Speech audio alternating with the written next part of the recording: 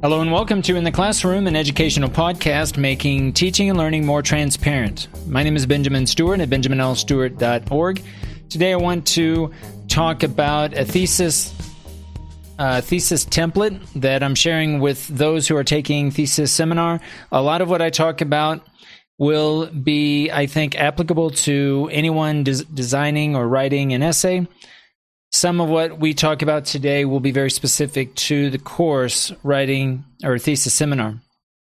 Thesis seminar is a 16-week course that is being offered in the BA in English language teaching. It's the last semester, so students are asked to complete not only a literature review, but also conduct a study. So collect data, analyze the data, present the results, and include citations and references throughout the paper according to APA, the 7th edition. So I want to talk today about a template that I'm sharing with all students. Actually, I'm asking them to begin with this document, and this, I think, will allow them to create the thesis, but not have to worry so much about the formatting. That is, the styles, the fonts that are being used, the spacing, etc. So there's a page in Notion, which is the platform that we're using to offer this course online, and that is called Sections of a Thesis Manuscript. This is the name of the page where not only the template can be found, which the template is in the form of a Word document that students can download and use, but also a checklist. And I think the checklist will be helpful as they progress throughout the semester. They can check off what they've completed, and they can see at a glance what's left to be completed. But today we're going to talk about the thesis seminar, specifically the first part of the template, which includes the first few opening pages and the literature review. So if it helps, if you're listening to this broadcast and you want to refer to the document, feel free to do so. The first page of the thesis template includes the cover page. Basically, the only thing left to complete for the student is to include their name in all uppercase lettering. The next page is the approval page. Again, nothing to complete there. The third page includes the abstract. So here is where you'll need to include a 250-word paragraph, and basically here you need to summarize the paper. In the abstract, you want to include the purpose and the problem of the study, the participants, the data collection procedures, a very brief description of the results, and final conclusions or implications. The abstract is the only paragraph with no indentation. Just below the abstract, you'll also want to include some keywords. Probably 8 to 10 words is reasonable. And the abstract is going to be on a separate page. Then we'll have the table of contents. Now, I've included in the template a table of contents that was generated automatically by Word.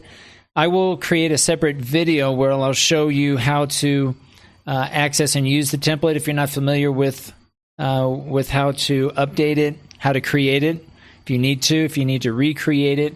But I'll show you that in the form of a video so that you'll be able to see that, as well as all of the formatting that you'll need to consider when completing your thesis paper. But that'll be in a separate video. Then we'll have pages for tables and another page for figures if you have those. Now, as you begin the document in the next page, you want to begin your introduction with a level 1 heading that will include the title of your work. The title of your work should be anywhere from 6 to 12 words. Because it's a level 1 heading, it needs to be centered to the page in bold, main words capitalized, and it needs to be on its own line, on a separate line. Now, for the introduction, all right, you'll want to begin your first paragraph with an introduction paragraph. An introduction should include 3 sections. Begin with a hook. Now, a hook may be a famous quote, it might be an essential question, or an interesting fact or statistic. Include only one of these three options as your hook and try to be brief. If you're using a famous quote, try to keep it to one sentence. An interesting fact or statistic is really the only one of the three options that will require a citation according to APA. So if you're quoting someone, if you're using an interesting fact, then you'll need a citation and then a reference at the end of your document.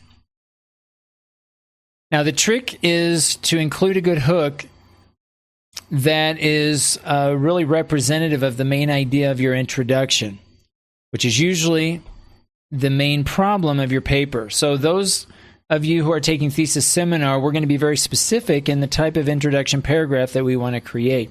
After our hook, we want to present the context of the problem.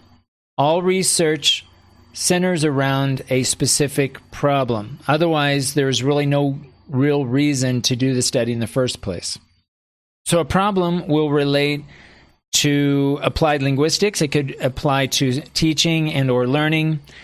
Because we're talking about the literature review, right, you could talk about teaching and or learning, again, applied linguistics, but remember that the actual study needs to focus more on teaching. And we'll talk more about that in the next broadcast, the next episode, where I talk more specifically about the method and the results and discussion. Typically, we recommend that the study itself focus more on teaching, more on pedagogy, but that doesn't mean that you can't also include information about student perspective, what students feel, or collecting any data that the students produce in a typical classroom setting. But again, I'll talk more about that in a follow-up episode to this, where we'll talk more specifically about the aspects of the method in terms of the participants, how to go about creating instruments and collecting data and so on. So after the hook, you want to try to describe in 3 to 5 sentences the context of the problem that make up the bulk of the introduction paragraph by describing what it is, how it came about, why it came about, when it came about, etc. Think of the question words to help prompt you to determine what you should discuss about the problem within this introduction paragraph. It's a good practice to include at least one citation according to APA 7th edition at the time of this recording. Try to include the citation in the context of the problem, so to provide more weight or legitimacy to your position. It's much different if you have at least one quote to back up the problem that you're stating, instead of just simply stating yourself what the problem is. It is important to think about your own experiences as both a teacher and or student in terms of what the problem might be, but always try to find a source to back up the problem that you're developing in this introduction paragraph. Describing the context of the problem with at least one citation is more meaningful than simply writing your own opinion, as I mentioned, which is what you want to do when you write your position, which is what you're doing when you're writing a position with no citation. You're basically just writing your opinion, again, as I mentioned before. The final thing to do once you have completed the context of the problem is to write a one-sentence thesis statement. Now, I'm suggesting a one-sentence thesis statement. There are variations of this, but I think for the purposes of our assignment for this particular thesis, keep it to one sentence. Now, in this one-sentence thesis statement, try to begin with a transition. So remember that you're presenting a problem that should lead in or transition into now your central thesis, the main idea of your entire document. So try to use either sentence connectors, introductory phrases, which are typically prepositional phrases or participial phrases. Subordinating clauses are also a good way to transition when that clause comes at the beginning of the sentence. So again, you're trying to find ways to connect what you just mentioned in the context of the problem and bring that into now your thesis. Think of this introduction paragraph as a problem solution type of paragraph. the problem coming from the context of the problem, those 3 to 5 sentences that you are developing after the hook. The final sentence, the thesis statement, now is going to be your solution. And essentially, the rest of your literature review will set out to expand and unpack what you mentioned more specifically from your thesis statement. All right, so here we have your one-sentence thesis statement should consist of 3 things. It should begin with a topic. It should express a position about that topic. And it should, number 3, provide evidence. So a topic, number 1. Number 2, it should offer a position, which is essentially your opinion about the topic.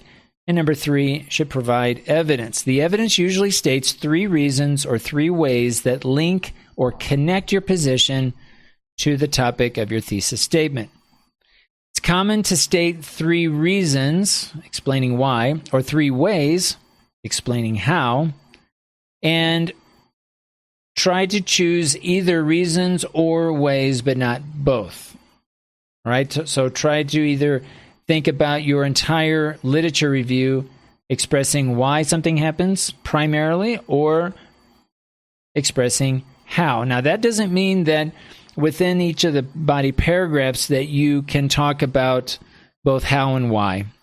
But I want you to think about the 3 reasons or the 3 ways that you state in your thesis statement, because later we'll talk about taking those ideas and building a level 2 title or level 2 heading, which will be subtitles that will organize your literature review specifically as it's stated in your thesis statement. We'll talk about that here in a few minutes. So again, try to choose one or the other at this point in your thesis statement, either reasons or ways. For a paper of this length, approximately 2,000 to 2,500 words for the literature review, the entire document between 5,000 and 6,000 words. Anywhere from 2 to 4 reasons or 2 to 4 ways is probably your best option. So when you're thinking about developing your thesis statement, try to keep your evidence to 2 to 4 reasons or 2 to 4 ways. You will absolutely need more than one reason or one way, and probably 5 or more than 5 or more are going to be too many, again, for a paper of this length.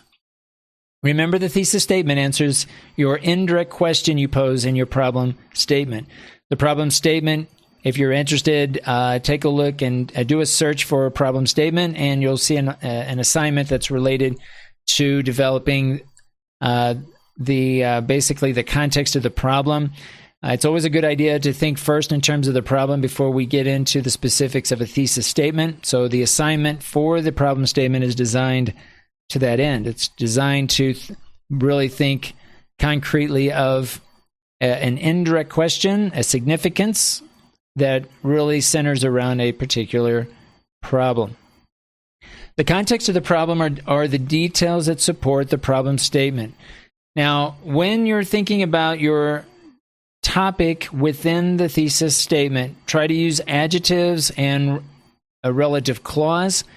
This is a good way to expand on the topic in order to try to make your thesis statement more specific, which is hands down the most challenging aspect of producing a sound thesis statement, is narrowing down the topic. Most of our discussions that I have with students are going to relate to making suggestions about how to be more specific. Try to think of the target audience.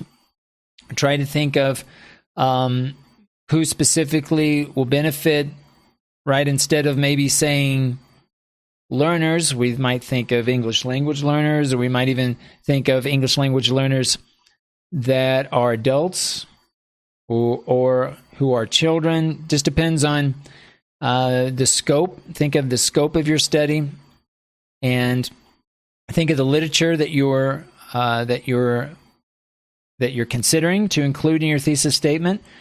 And this will help you think about how you can narrow it down. But linguistically, we can use relative clauses and adjectives and, of course, prepositional phrases to expand and be more specific in terms of the topic. Think of the topic primarily as the subject of your sentence. The opinion, the position, is going to be the verb phrase or the predicate part of the sentence.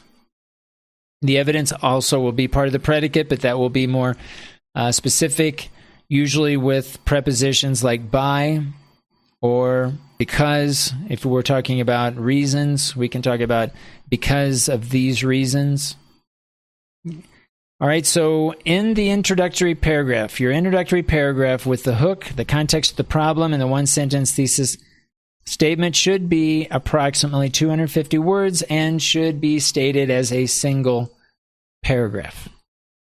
Okay, so this is going to be your introduction paragraph that's going to begin your thesis work just below the title of your paper. Now, once you've completed your introduction paragraph, then you're going to begin your first subheading or your first level 2 heading. Now, in the document, I have already set up the style for level 2 heading. So it's just a matter of going in and modifying the text and putting in a good description that's going to reflect the main idea of this topic. Now, where do these level 2 headings come from? Well, they're going to come directly from the evidence from your thesis statement. Right? So you need to include text that's going to explicitly come from what you list in terms of the reasons or the ways. So remember, we want to think about one or the other. If you have 3 reasons why something happens, then the first reason is going to be stated in as a level 2 heading. It's going to be stated a little bit more specifically than what you probably mentioned in your thesis statement, but it should come directly from that first reason. The second reason will be your second level 2 heading. The third reason will be your third level 2 heading. Now, level 2 heading is going to have, it's going to be in bold. It's going to be on its own line. It's going to be, the main words are going to be capitalized, and that will be the format. That's going to be the format for your level 2 heading. Now, just as the order in which you present your level 2 headings is important, the order in which you present your topic sentences is important as well. Your topic sentence now is going to be the main idea that begins each body paragraph. The reader should be able to read only the topic sentences of each body paragraph to get the gist of your position or argument. Choose relevant organizational patterns that are the most pertinent to your position. For example, you could organize your ideas chronologically or by time. You could organize your ideas by process. You could also organize your ideas spatially or categorically. You could also organize your ideas from the least important to the most important, or vice versa. Now, there are many other ways that you can organize your ideas, but try to choose the pattern or patterns, the combination of patterns that are most specific to your argument, what you're trying to say. The concept of following certain organizational patterns is called coherence. So if your paper is incoherent, then there's usually a problem with organization, the way that your ideas flow from one to another. We want to make sure that we have good organizational structure. Otherwise, it becomes difficult to understand. Forget the grammar, the mechanics of it. Forget if you have a lot of grammatical mistakes, or let's say that your grammar is fine. If your ideas are not organized, then it becomes very difficult to understand. So the idea of coherence relates to all levels of your thesis paper. Now, what do I mean by that? Well, you could think of it in phases. The first phase could be the order of evidence stated in the thesis statement. So remember, the evidence that we first mentioned came from the thesis statement. right? So if you're thinking about an example, let's say cell phones. So cell phones in the English language classroom should be used because, and then I could state 3 reasons. Because it allows them to work collaboratively to self-assess, or to peer assess, I should say. Number 2, it could help them be more have access to the teacher. If they have questions, they could use cell phones so that the teacher could be more accessible. That could be a second reason. And maybe a third reason is they could use their phone for accessing their social media to connect with experts outside of the classroom. So those could be 3 reasons. Those 3 reasons could also be the sections, the level 2 headings that you develop. But within each of those sections now, think about the topic sentences that begin each paragraph in the same way. What's going to be the first main idea of the first paragraph? What's going to be the main idea of the second paragraph, and so on. So this is going to be our first phase of coherence, is thinking about simply the order in which you present those 3 reasons or 3 ways as stated in the thesis statement. Now, the second phase is going to be the order in which you present your level 2 headings. All right, now this is very similar to the way that you present your thesis statement, all right, but it really relates to thinking about the phase 3 in terms of the order in which you're going to present your topic sentences. What is going to be the organizational pattern that is going to be best suited to develop those sections or those subsections? Then the final phase will be the order in which you present your sentences within each paragraph. So you're actually going to have evidence sentences, which we'll talk here in a second, that support or align with the topic sentence. So when I'm looking and I'm assessing coherence, I usually start in this order. I start with the thesis statement first and look at the evidence there. Then I look at the headings to see, do the headings correspond and follow the same order as the thesis evidence, or the evidence stated in the thesis, because again, it should follow the same order. And then I look at the topic sentences. Before looking at the individual paragraphs themselves, I just glance at each topic sentence, or the first sentence of each body paragraph, and I try to find what is the organizational pattern and structure of ideas that relate to that subsection, that level 2 heading.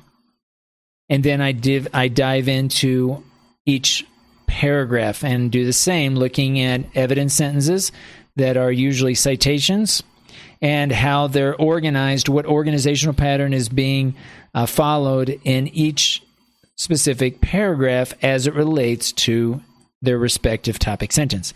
Now, it's important to remember that these organizational patterns that are possible, it's not that you follow one throughout the entire document. No, you're going to probably incorporate many different organizational patterns, or a combination of patterns throughout these different phases that I'm talking about.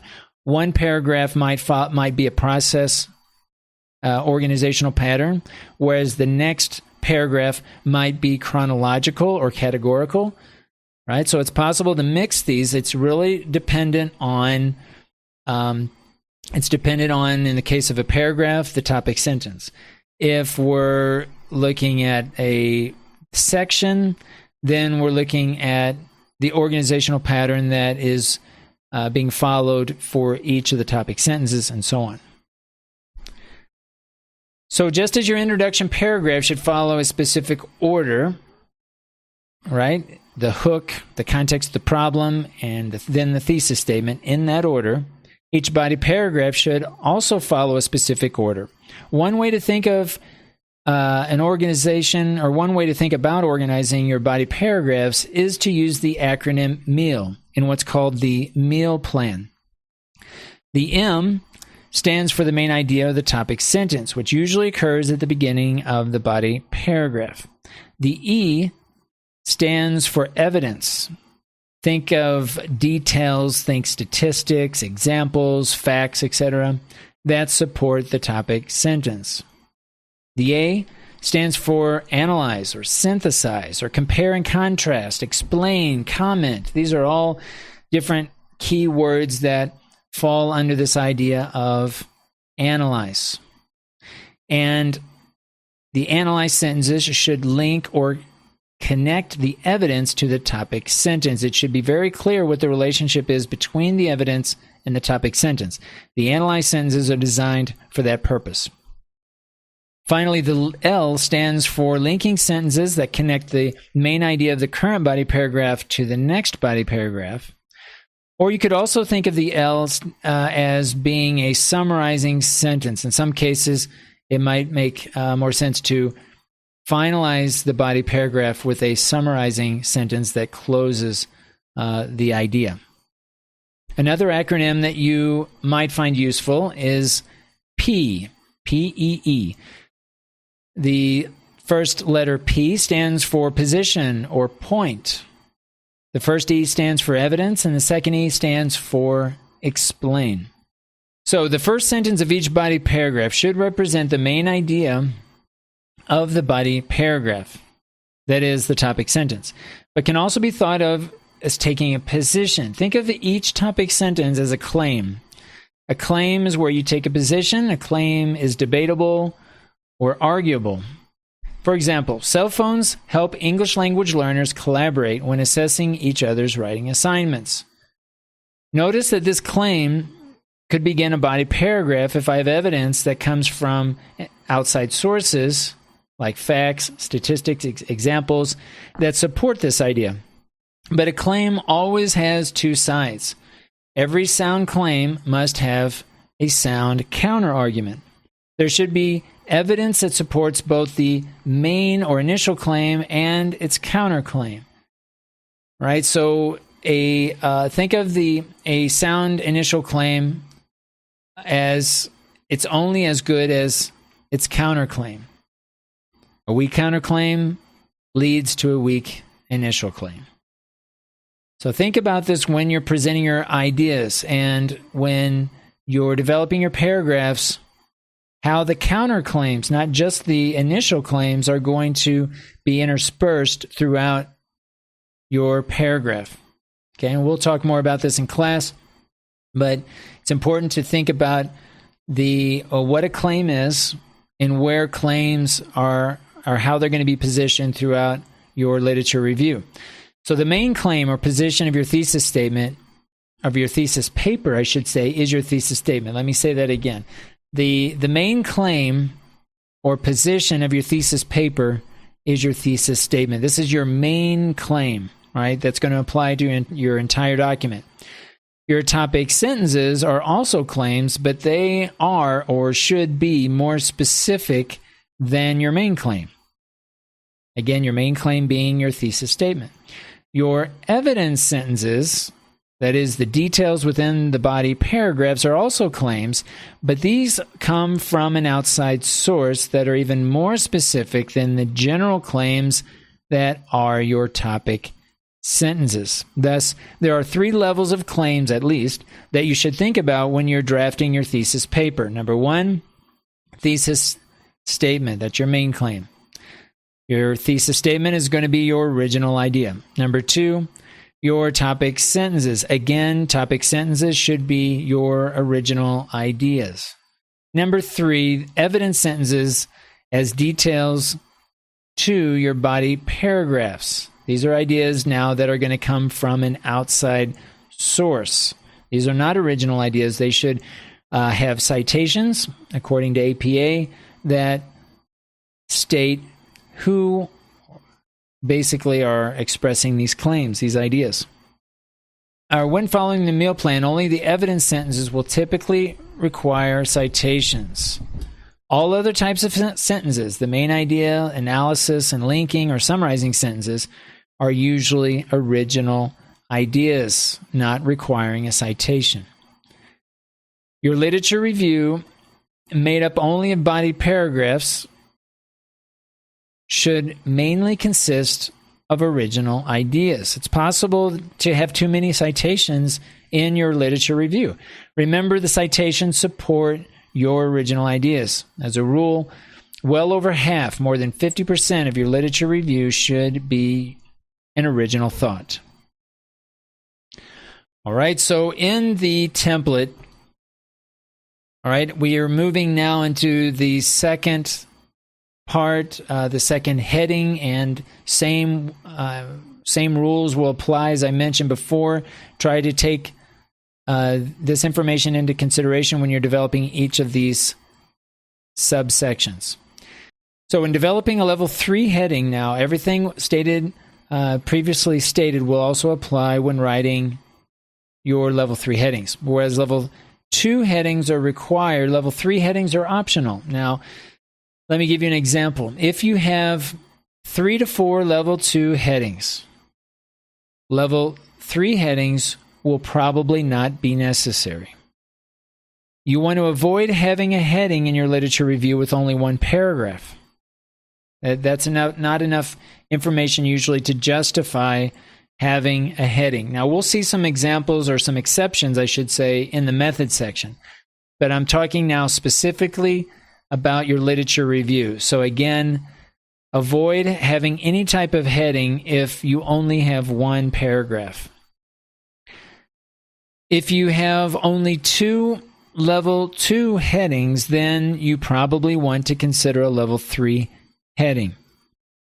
So let's do a word count. Your literature review should be about 2,500 to 3,000 words in total. 250 words for the introduction and about 250 words for the transition paragraph, which I'll talk about later here in a few minutes. That leaves about 2,000 to 2,500 words left for the body of your literature review. If you only have 2 level 2 headings, that leaves about 1,000 to 1,250 words per section. 1,000 words in one section with no subheadings or level 3 headings is quite a bit. It's a lot of text with no headings. So this is why you probably want to have a level 3 heading if you only have 2 level 2 headings. So when you have 2 level 2 headings, determine the number of level 3 headings to include in both sections, while also avoiding having any level 3 headings with one paragraph. So even if you're using a level 3 heading, don't have so many of those that it produces a 1 paragraph section. Again, we want to try to avoid that. My feeling is probably 2 level 3 headings within a level 2 heading is probably sufficient. If you have 3 level 2 headings, that leaves about 650 words or so in each section, which probably will not require a level 3 heading. It's probably enough. It's probably not having too many words in that section. Again, if you have 3 or 4 level 2 headings. All right, so moving down to the end of the introduction section. So the very last paragraph of your introduction section, of your literature review, I should say, the very last paragraph of your literature review, just before the method section, is going to be what I'm going to refer to as a transition paragraph. It's transitioning from the literature review or what other people say about your topic to now what you have to say as it relates to your own study. This is very important because before the transitional paragraph, there should be no mention of your study. Remember, the literature review is a review of what others have to say. It's getting some literature, a theoretical framework based on what others have said, what others have researched, and you're trying to organize ideas about what others have said. The the transitional paragraph is going to be now your first mention of your own study. So the transitional paragraph, the last paragraph of your literature review, you're going to begin with restating the thesis statement. the thesis statement that you mentioned at the end of your introduction paragraph. You want to restate it and you want to reword it. So don't copy and paste it, reword it, but basically say the same thing. All right, and so after you have restated and reworded your thesis statement in your transition paragraph, then you want to summarize in one sentence, summarize the context of the problem and the purpose. You can also state the purpose of your study. Right? So you want to summarize the context of the problem and state the purpose of your study. After you've done that, you want to transition using sentence connectors, introductory phrases, or maybe a subordinated clause, and mention your study in terms of the research questions. You want to present now your research questions if a qualitative study or a hypothesis if a quantitative study. And then complete the transition paragraph by including a closing statement. This is what I would include in your transition paragraph just before the method section. Transitional paragraph is usually 4 to 5 sentences, and it's the first time you mention your study, as I mentioned before.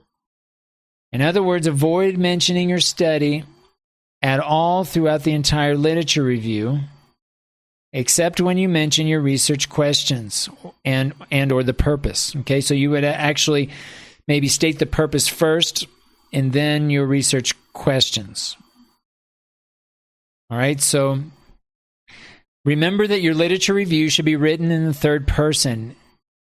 And notice that there is no introduction heading that begins your paper. Again, you want to begin with the title of your paper, 6 to 12 words, as a level 1 heading.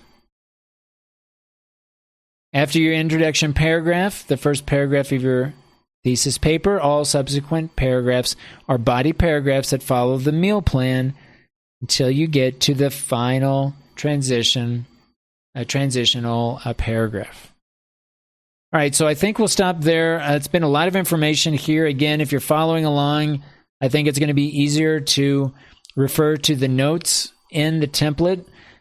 All learners should begin with this template. And if you've already developed a literature review from a prior class, then copy and paste into this format, but try not to remove the headings, the level 1 headings, the level 2, and the level 3 headings.